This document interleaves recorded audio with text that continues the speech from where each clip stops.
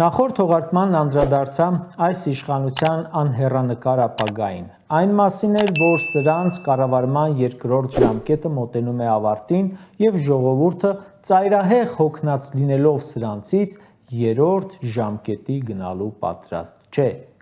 Այսօր կառավարության նիստում խոստովանեց, որ այդ երկու ժամկետն էլ, որ իրեն վստահվել է, ծախսել է ոչ մի բանի վրա, ժամավաճառություն է արել, էքսպերիմենտներ է արել։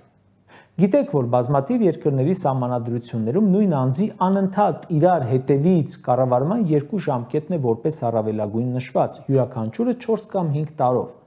Առաջին 4 տարին են կանխորոշում երկրորդ ժամկետը վստահել, թե չվստահել։ Մեր երկրում այդ որ ասում ենք նախկին 30 տարի, նկատի ունենք անկախությունից ի վեր ամբողջ հատվածը, բայց դա բաժանվում է կառավարման շրջանների՝ Տեր-Պետրոսյանի կառավարման շրջան, Ռոբերտ Քոչարյանի կառավարման շրջան, Սերժ Սարգսյանի կառավարման շրջան, հիմա էլ Նիկոլ Փաշինյանի կառավարման շրջան։ 28 օրից լրանում է Նիկոլ Փաշինյանի կառավարման 7 տարին, ու այսօր 7 տարի անց նա խոստովանություն է անում. մենք 7 տարի մնացել ենք նույն դասարանի վրա, այսինքն ոչինչ չենք արել, ինչ արել ենք, արդյունք չի տվել։ 7 տարի զբաղված են եղել ջուր ծեծելով, հարկատուների փողերն են վատնել իրենց վրա,